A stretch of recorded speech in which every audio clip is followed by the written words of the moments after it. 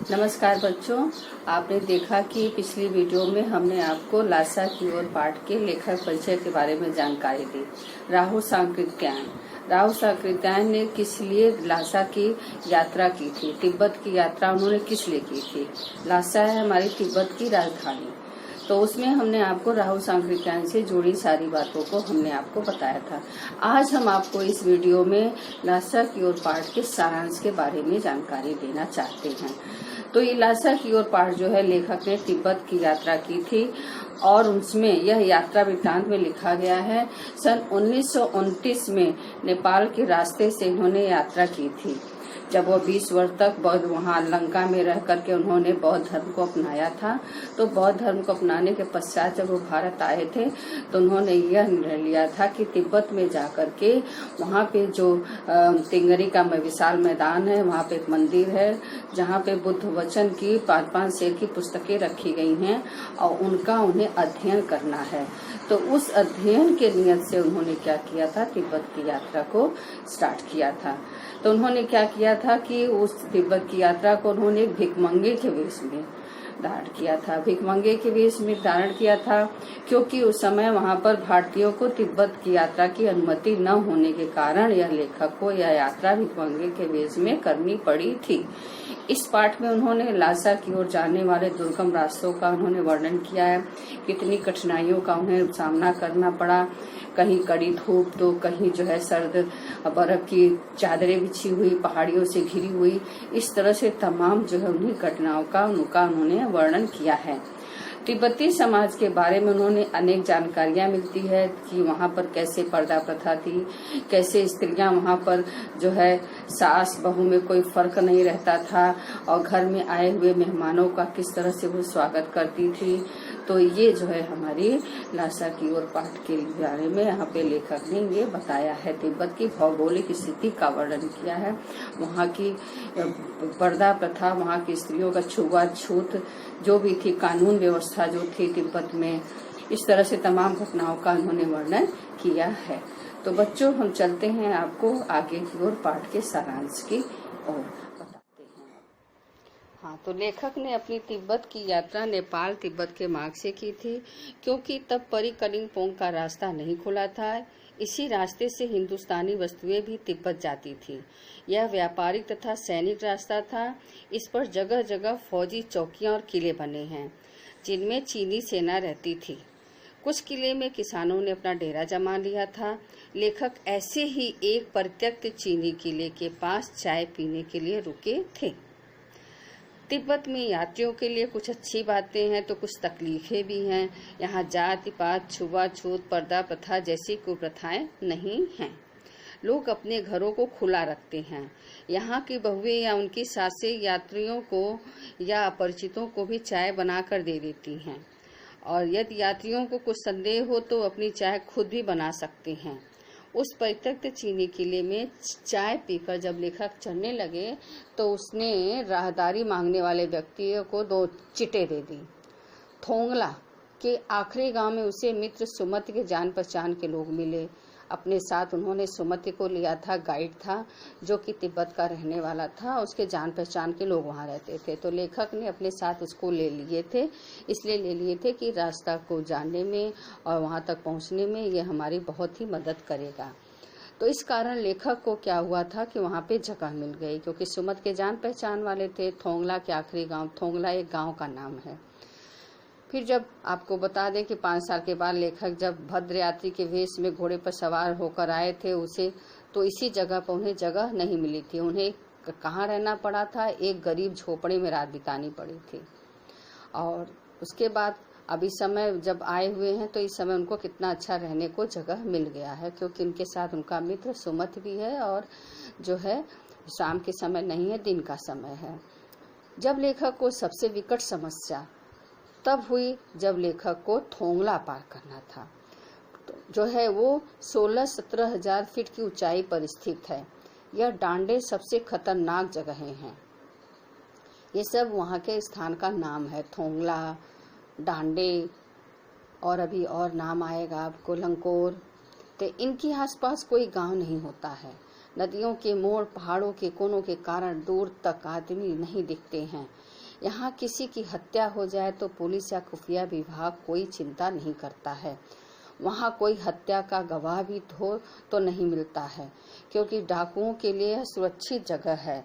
वहाँ कोई पुलिस पहुँच नहीं सकती है और वे खुलेआम क्या करते हैं, हथियार लिए घूमते रहते हैं। हथियार का कानून न होने के कारण उनके हाथ में बंदूक, तलवार, जो भी औजार होता है वो लिए घूमते रहते हैं। डाकू यदि जान से न मारे तो उन्हें अपनी ही जान का खतरा रहता है। लेखक और उसके साथी भिखमंगे के वेश में थे। जान का खतरा होते ही लेखक क्या करते थे, भीख मांगने लगते थे। कहते थे कुची कुची एक पैसा दे दे, कुची कुची एक पैसा दे दे करके जीभ निकाल करके वो भीख मांगने लगते थे। पहाड़ पर सामान के साथ चलना बहुत कठिन था, इसलिए लेखक ने क्या किया, सुमत से कहा कि तुम 2 घोड़े किराए पर ले लो, क्योंकि पहाड़ की ऊंचाई पर चलना बहुत कठिन है, कैसे हम लोग चढ़ पाएंगे और हमें जो है समय से वहां पहुंचना है।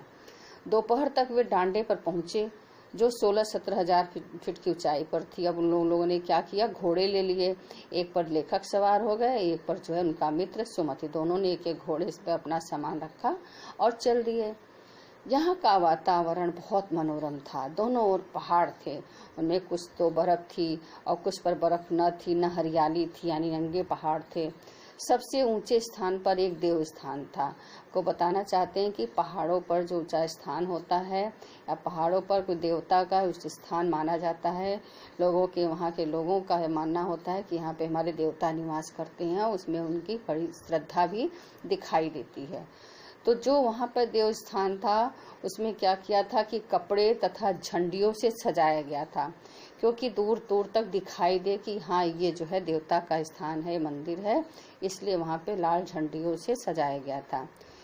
लेखक को जब उतराई की ओर चलना था तो उनके साथ उनके एक दो साथी और चल रहे थे, पर वे सब बिछुड़ गए क्योंकि लेखक का घोड़ा धीरे चलने लगा था।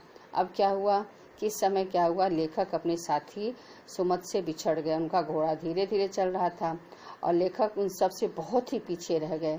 इसी बीच वह रास्ता भटक कर कहीं और चले गए। लंकोर में क्या हुआ था कि वहाँ पे 2 रास्ते थे, तो 2 रास्ते में लेखक को पता नहीं चला, वह दूसरे रास्ते की तरफ चले गए। वह बहुत गुस्से में थे क्योंकि वहाँ पर बैठ कर के वो जो है इंतजार कर रहा था सुमत की, कहाँ चले गए, कहाँ चले गए। और जब लेखक को पता चला कि मैं गलत रास्ते पर आया हूँ लंकोर, तो वह 4 बजे के करीब लंकोर पहुँचे, जहाँ उसका जानकर जो है उसका मित्र जो है सुमति जो है प्रतीक्षा कर रहा था। वह बहुत गुस्से में था और सारी बात जानकर उसका क्रोध शांत हो गया कि जब लेखक ने बताया कि भाई मैं क्या करूं, मेरी गलती क्या है, मेरा घोड़ा भी धीरे चल रहा था और मैं रास्ता भी भटक गया था। तो जब उसने यह सुना तो थोड़ा शांत हुआ और लंकोर में अच्छी जगह रुके, जहां उन्हें खाने के लिए मिला सत्तू, चाय और गर्मा गर्म थुप्पा मिला। ये वहाँ का व्यंजन है जो जब इन लोगों ने पेट भर खाया और उसके बाद क्या हुआ, वो लोग चल दिए आगे की ओर। लेखक और उसके साथी अब तिंगरी के विशाल मैदान में थे। चारों ओर पहाड़ थे, जिससे यह मैदान टापू जैसा लग रहा था। इसी मैदान में तिंगरी समाधि गिरी है। यहाँ भी सुमत के यजमान थे। वे यजमानों के यहाँ जाना चाहते थे। बोध गया से उन्होंने क्या किया था, गंडे लाए थे। गंडे होते हैं जो लाल कपड़े में गंडा बनाकर बांधा जाता है और उसे बांटते हैं। तो लेखक ने उन्हें ऐसा करने से रोका, क्योंकि लेखक को जल्दी पहुंचना था। तो उन्होंने सोचा अगर ये गंडे बांटने के लिए चला जाएगा सुमत तो हमें जो है हमें बहुत समय लगेगा, मुझे समय से वहाँ पहुँचना है, वापस भी आना है। यह सोचकर उन्होंने मना कर दिया और कहे कि आगे बढ़ो। लेखक को भारवाहक न मिल पाने के कारण सामान लेकर स्वयं चलना पड़ा। अब घोड़ा यहाँ पर इनका छूट गया। तिब्बत की कड़ी धूप में 2 बजे सूरज की ओर मुंह करके चलने से गर्मी लग रही थी। सुमत अपने एक यजमान से मिलना चाह रहे थे, इसलिए उन्होंने शेखर विहार की ओर चलने के लिए कहा। शेखर विहार है जो तिब्बत की जमीन जागीरदारों में बटी हुई है। अब यहाँ पर जागीरदारों की बात करते हैं हमारे लेखक कि जिनका ज्यादा हिस्सा मठों के पास है। जागीरदार मजदूरों से बेगार में खेती कराता है। खेती की देखरेख के लिए भिक्षु भेजे जाते हैं जो राजा से कम नहीं होते हैं। उन्हीं भिक्षुओं में उनका एक का नाम था भिक्षु नमसे, जो राजा के समान माने जाते हैं। तो शेखर की खेती के मुखिया भिक्षु नमसे से लेखक मिले और उन्होंने जो है उनकी बड़ी मान सम्मान, उनका आदर सत्कार किया। इस तरह से वे वहाँ पहुँच गए। लेखक कहाँ, सुंदर मंदिर जहाँ उन्हें पहुँचना था, वहाँ पर उन्होंने देखा कि कुंजूर की हस्तलिखित 103 पोथियाँ रखी थी, जो कि एक एक पोथी का वजन 15-15 सेर का था। फिर क्या हुआ, लेखक तो इसी मुकाम पर आ ही गए। वो तो चाहते ही थे कि हम समय से वहाँ पहुँचे और पहुँच करके हम जो हस्तलिखित पुस्तकें रखी हैं, पोथियाँ रखी हैं बौद्ध धर्म की, उन्हें हमें पढ़ना है, उनका अध्ययन करना है, मुझे उनका ज्ञानार्जन करना है। तब उन्होंने सोचा कि अब सुमत को हम भेज देते हैं, नहीं तो ये मेरे पढ़ने में मुझे बाधा पहुँचाएगा। उन्होंने सुमत से कहा, अच्छा ठीक है, अब तुम यजमानों से मिलने अपने जा सकते हो। इस तरह से सुमत अनुमति लेकर अपने यजमानों के पास चला गया और वहाँ से गांव दूर नहीं था। लेखक ने सामान उठाया और भिक्षु नमसे से विदा लेकर के वहाँ से चल पड़े। तो ये आपका हो गया पाठ का सारांश।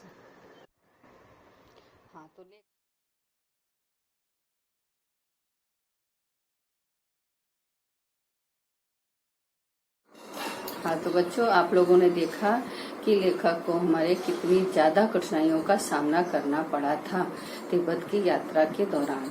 और वहाँ की भौगोलिक स्थिति की जानकारी आप लोगों को मिली। और अब आपको हम अंत में यह बताना चाहते हैं कि लेखक ने यह यात्रा 2 बार किया था। तो जब दूसरी बार ये 5 वर्ष के बाद गए थे, तो राजा के भेष में घोड़े पर सवार होकर गए थे।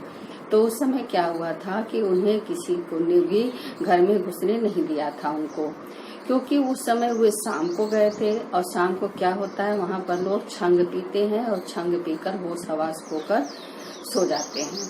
और उस समय वे अपरिचितों को घर में घुसने नहीं देते हैं। और दूसरी बार इनके साथ इनका मित्र सुमत भी नहीं था साथ में।